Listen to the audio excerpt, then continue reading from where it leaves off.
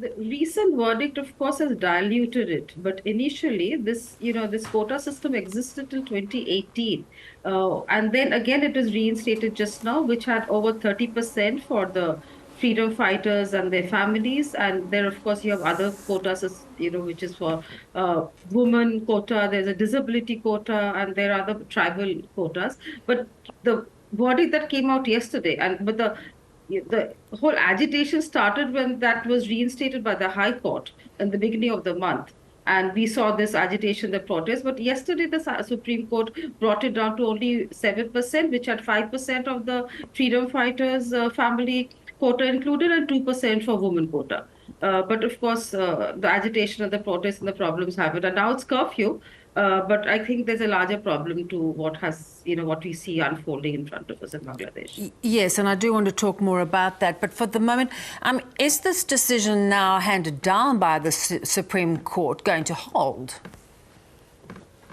It should. I mean, Supreme Court decision should hold for sure. But I guess people think, or the students are clearly not looking at it in a positive prism because there's been too much of violence that has happened, and they feel that the government unleashed a lot of unnecessary violence. And the numbers that we see of I don't know what the numbers that you've received. We are receiving something like over 140 death and many injured. Much of it is because of the police repression and the security forces coming down very strongly on the students. So that's something that students obviously haven't taken to that very well.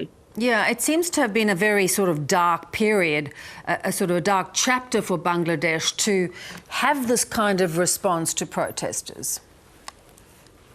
Yes, because we've seen. I mean, this is a trigger because they were sitting on protest from 1st of July quite quietly, doing the usual the way Bangladeshis tend to. But suddenly, because of the way the state government reacted, actually the trigger was one of the ministers said something pretty derogatory. They used a term, and then the prime minister also used a term Razakar, which actually meant people who were anti-liberation forces.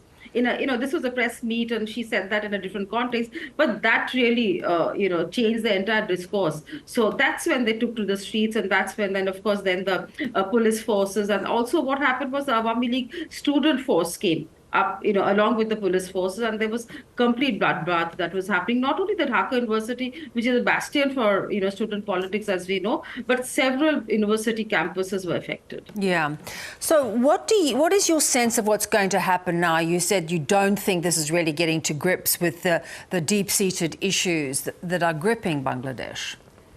I've recently seen, one of the he's a student organizer, part of these protests. I mean, many student groups have jumped up now. One particular student called Kadir, he sent out on the social media a 9-item kind of a demand. The first of it was that the prime minister needs to apologize and needs to be accountable for the deaths. So that's a hard ask from if you see what Bangladesh is.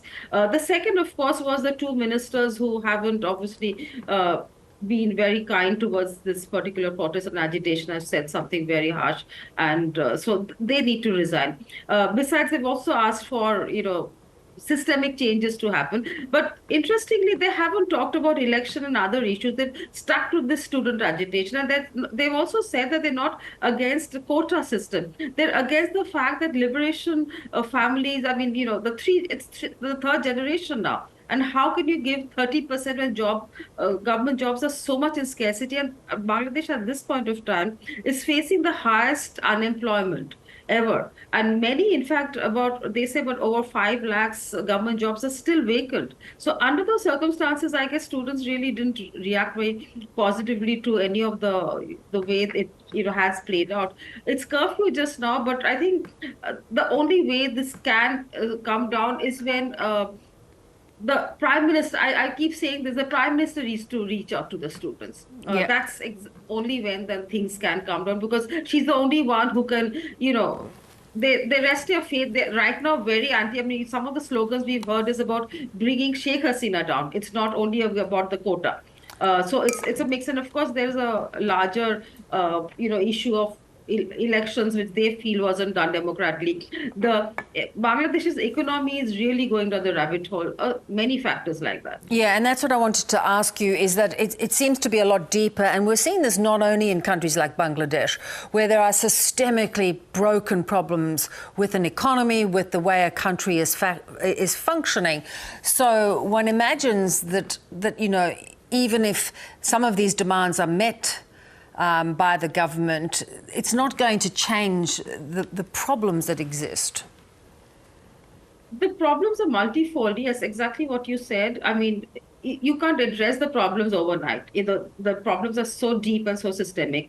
But also, Bangladesh doesn't have opposition to say.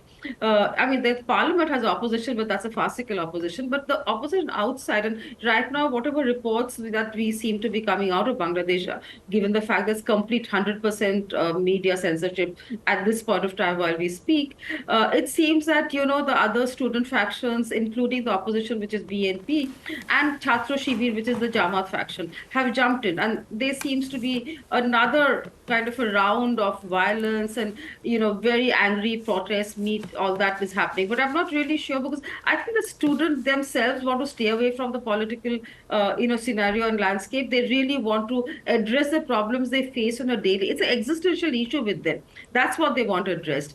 And as I'm saying, it's only the prime minister who can, you know, take charge and kind of one by one meet many of the demands, which is not, they're not, none of the demands are unfair, but there's a systemic issue in Bangladesh. So let's hope Yeah.